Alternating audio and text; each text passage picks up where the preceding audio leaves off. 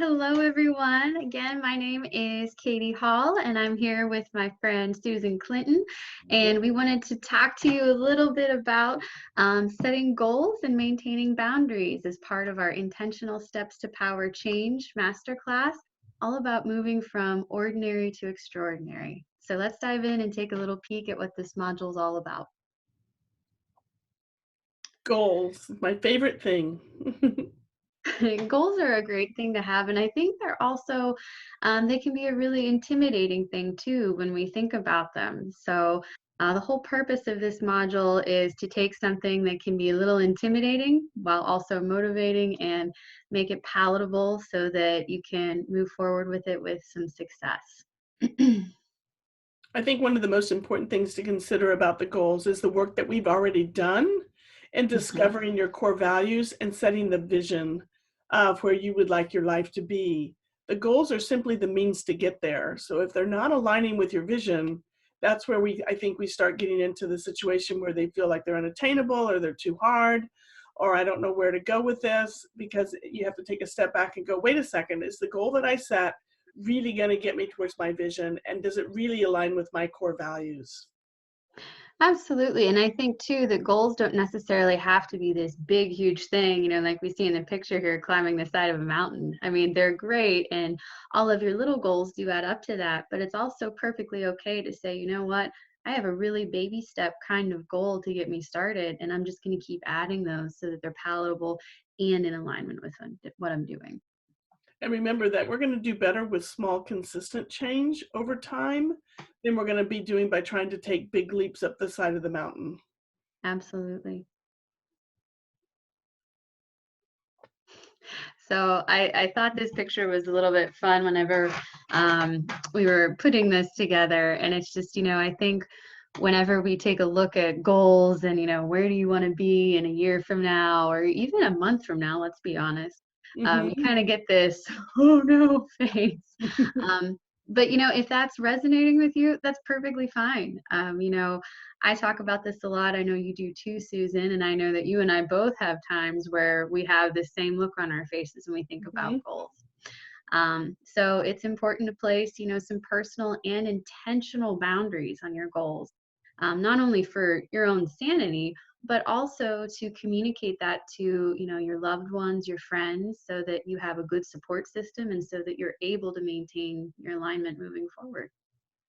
And I know a lot of us have always considered, oh, I want to make this change. I want to do this. I have this really big goal, New Year's Eve resolutions. And I think we feel like we don't have a lot of support because people kind of look at us like we're going to fail. And it's Hmm. not, mainly because the goal is too big. So when you have those small goals, those little small intentional steps, it's easy to put boundaries around those. But also, it's easy to garner that support that you need because you're not asking the whole world to change. You're just changing one small part of what you're doing, and people can really gather around and support that easier. Absolutely. I have a very good friend of mine who grows kale in their garden year round. And they said, we've got all this kale. What are we going to do with it? And I said, I'm going to challenge you because I want a little more of this in my world. So I'm going to challenge you to have one smoothie a day with me, with kale. And, we've been doing that for a couple of weeks. And it's just wonderful to see how that small little change really has created a nice transformation that has led to other more small baby step goals coming into play. Hmm. That's fantastic. And that's just one idea of something small that you can do. You don't have to change your diet all at once. Put in Mhm. something, one thing that's really good, and see what happens with the rest of it.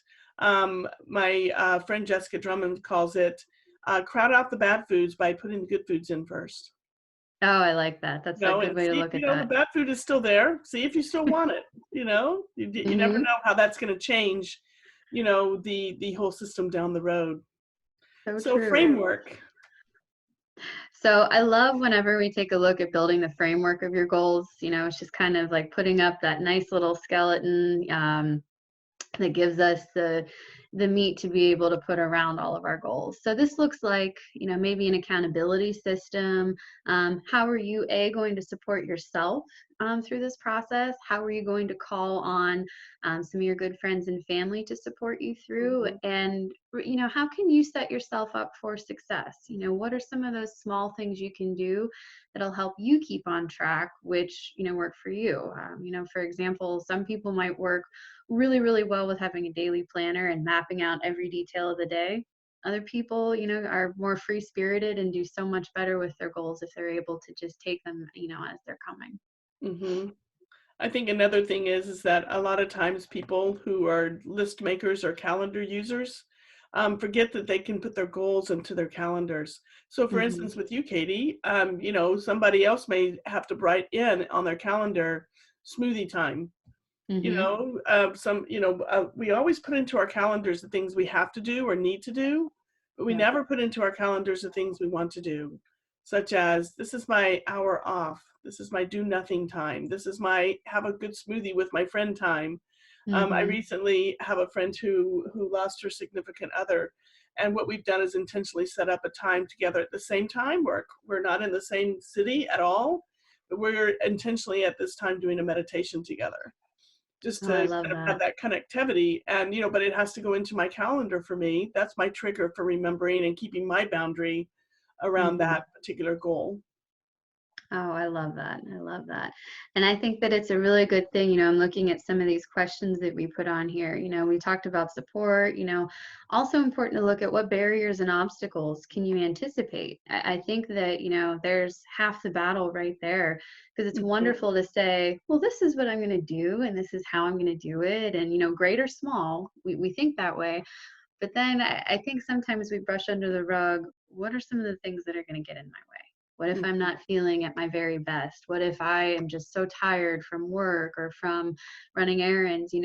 We forget about those barriers and obstacles and how we can plan to overcome those as well.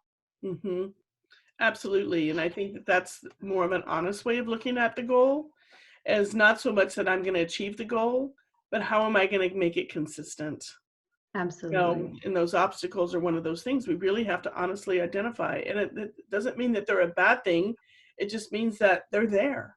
And Hmm. it's silly of us to think that, oh, I can just do it. I'll be okay. I can make this happen. And it's like, no, sometimes we need to really be honest about the obstacles and go, when this happens, I may need to push my smoothie back a little bit, or I may need to get in touch with my friend and change my meditation time, but Hmm. still make sure I get it in. So good. Absolutely.